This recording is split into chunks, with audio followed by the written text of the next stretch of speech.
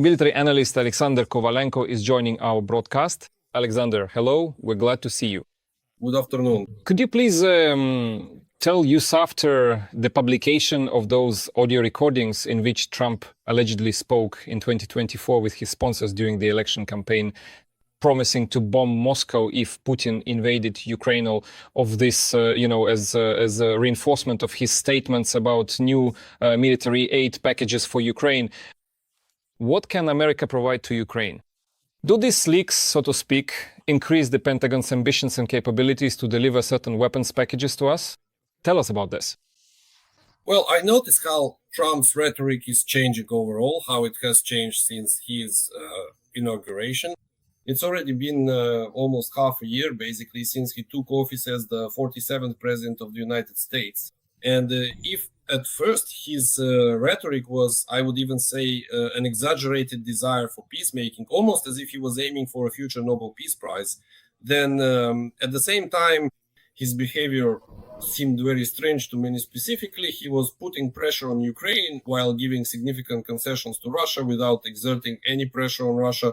This even applies to the imposition of sanctions and to many other things as well. Many people were surprised by such a stance from Donald Trump, but one way or another, there is a process of evolution taking place, and it is quite consistent and to some extent even predictable. After all, Donald Trump, even if you just look at his psychological profile with his ambitions, his ego and his experience, not only in politics, but also in business, is someone who doesn't like being deceived, doesn't like being misled, doesn't like it when his plans aren't carried out. And anyone who interferes with or disrupts his plans will, of course, have to answer for it. They will have to pay for it. In this case, we're talking about Vladimir Putin. He is now the primary focus of Donald Trump's intense indignation and profound anger. That's precisely why the rhetoric is significantly changing. And in this situation, Donald Trump has only one possible approach, to do everything he can to force or even take revenge on Russia for this inaction. I even go further and say for the fact that they have basically been stringing Donald Trump along all this time. And now, not only his opponents in the United States, his political opponents, but even his allies, such as a publication like the New York Post, which has always supported Donald Trump, openly telling him, Mr. President, you need to make the appropriate decision so that Putin doesn't deceive you. He is deceiving you. We were a great power, and yet he allows himself to behave this way. Of course, one of the ways to put pressure on Putin and Russia will once again be to increase aid to Ukraine. But by how much, to what extent will this increase be? That's what's most interesting. After all, during the presidency, Donald Trump's second term, because essentially this is his second term, we haven't seen any significant aid coming specifically from Donald Trump.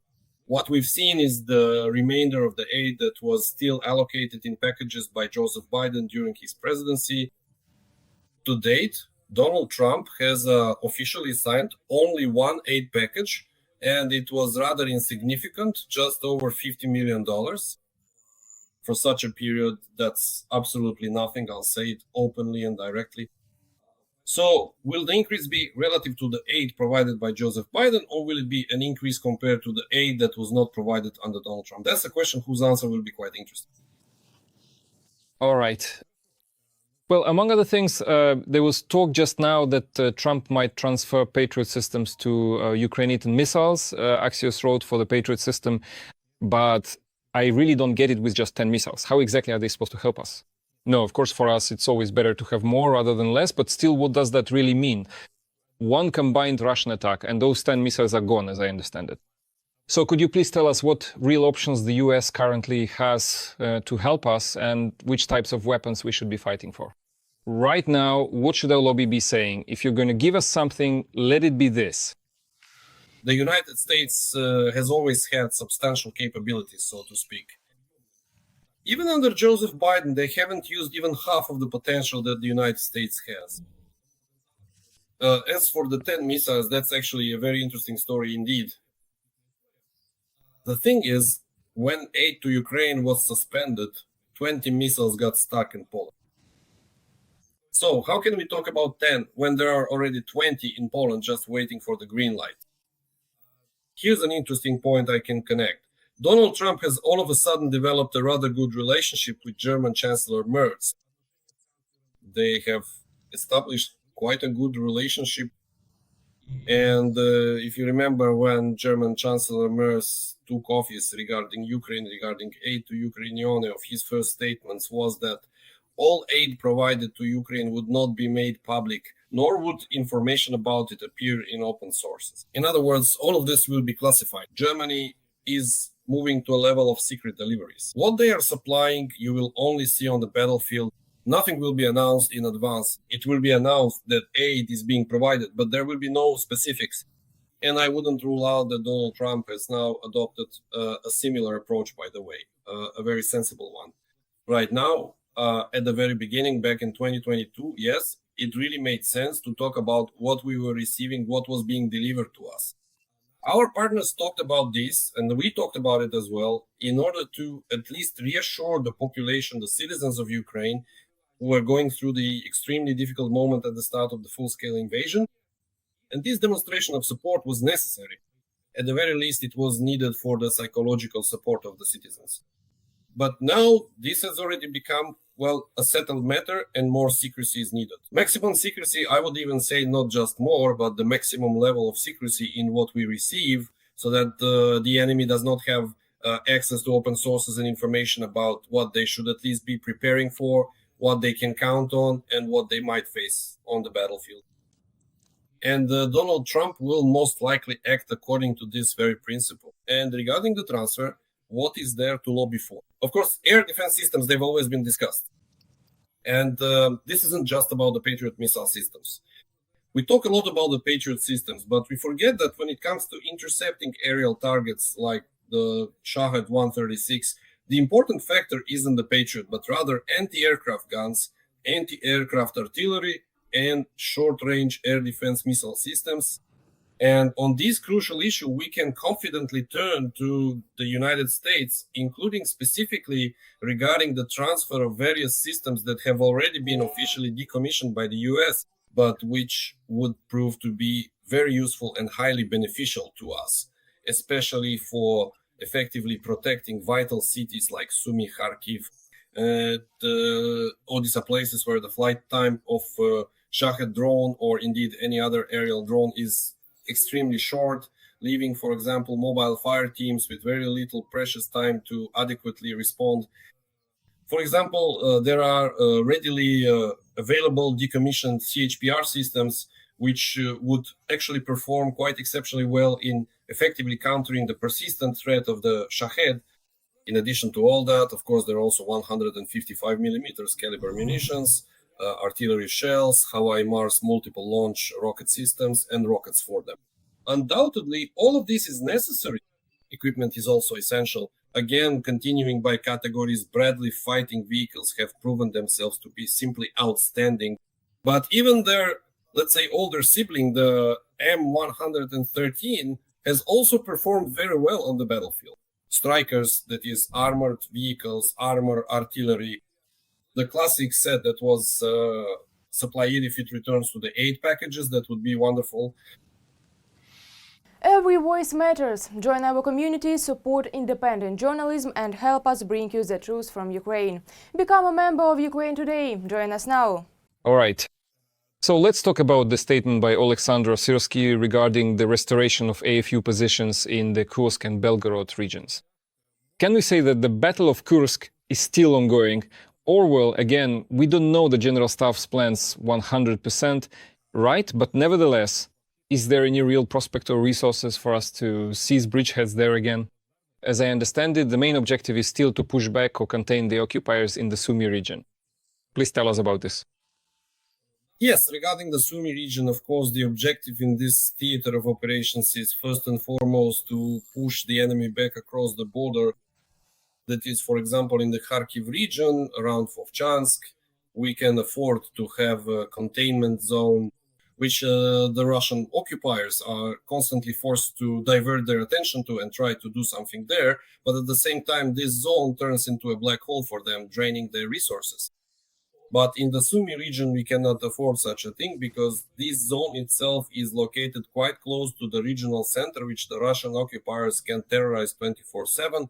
Therefore, our task, of course, is to push them back beyond the border. And already on the territory of the Kursk region, in the future, events may develop similar to those that dictator Putin tried to carry out in the Sumy region. That is the creation of a buffer zone. This is important for us. The creation of a buffer zone is not about advancing on Kursk or anything like that. No, it's specifically about creating a buffer zone that would become an impassable obstacle course for the enemy. But if we talk about restoring our presence, well, let me put it this way. We have not lost our presence in the Kursk region to this day.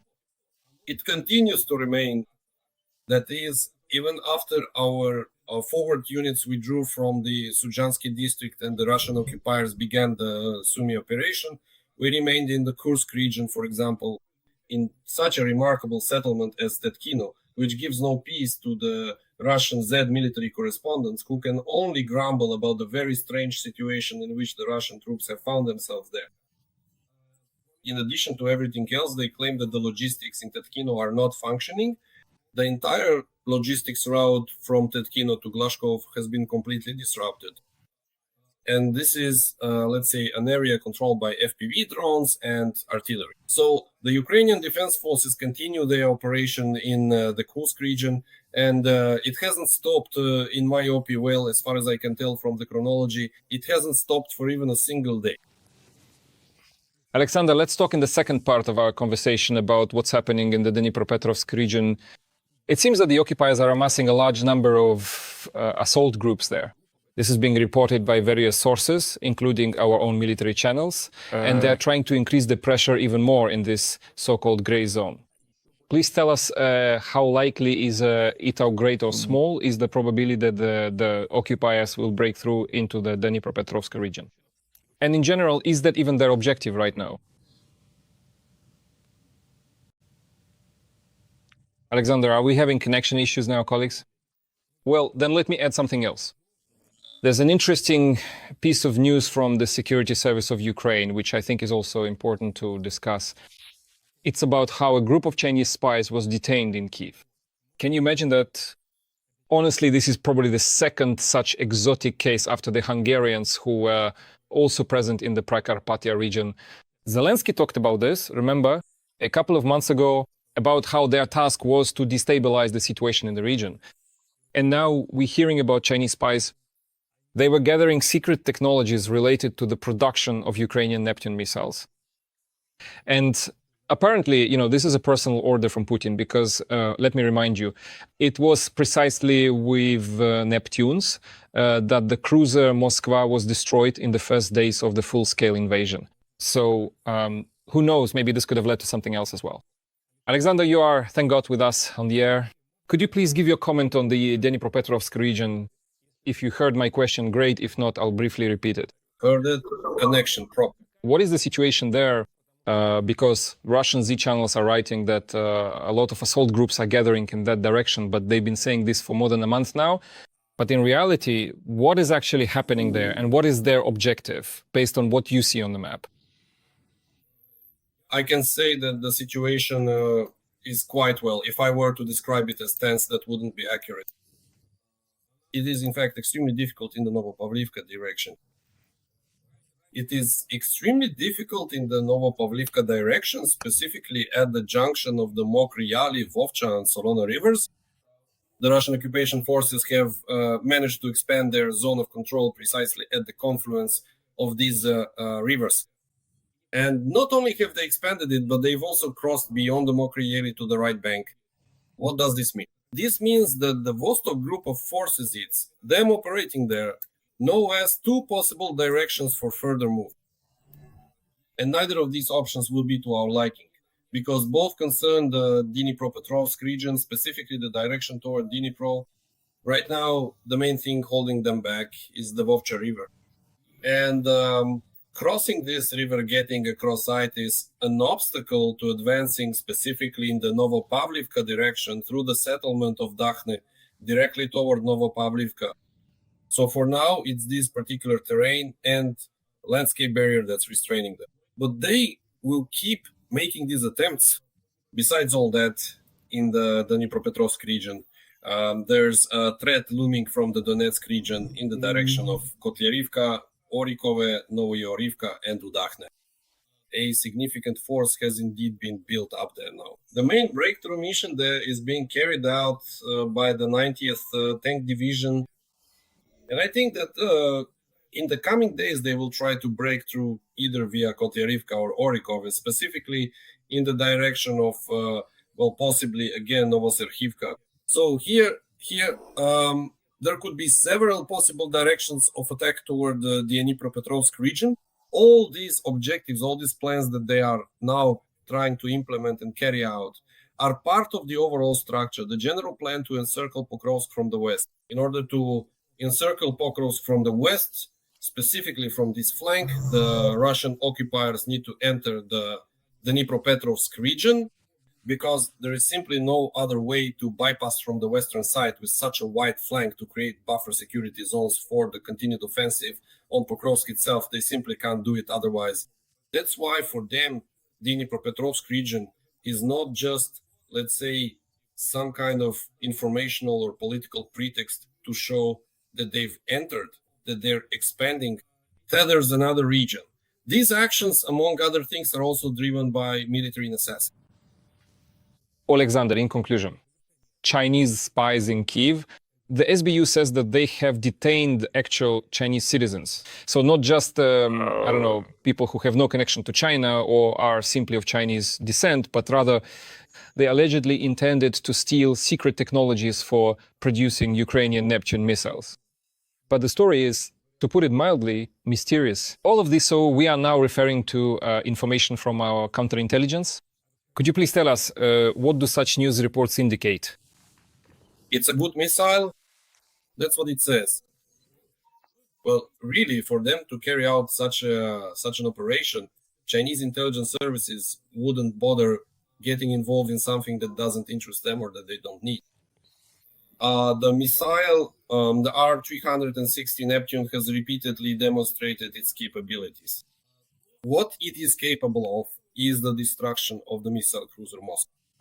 But besides the destruction of the missile cruiser Moskva, it also includes the destruction on the 23rd of August 2023 at Cape Tarkankut of an S-400 complex, which in theory should have intercepted this missile. In other words, Neptune has demonstrated that it can not only successfully destroy surface targets, but also land-based objects, especially air defense systems that are supposed to intercept these missiles. So, the interest, I completely understand the Chinese side's interest in this missile. Yes, despite the high-tech manufacturing capabilities that the military-industrial complex currently has, China lacks practical experience in applying in real combat all the technological solutions available to its army. They are interested in gaining access to technologies that have not only stood the test of time, but have also been proven in actual combat, and against whom, no less, against the Russian Federation. So the fact that China is helping Russia does not necessarily mean that they have a very good or friendly relationship. This speaks to China's benefit and interest in the further vassalization of the Russian Federation. And of course, the weapons with which Russian air defense systems and missile cruisers were destroyed. And not only those, since Neptune is also credited with destroying large landing ships, the Black Sea fleets, reconnaissance ship Ivan Kursk, and so on and so forth. Naturally, the Chinese are interested in such technology, and it's absolutely no surprise that these spies try to somehow smuggle them to China. Yes, it's interesting. What a time we live in. What else can I say? Thank you very much. Oleksandr Kovalenko, military observer, was on the air with Ukraine Today. All the best. Goodbye. Take care.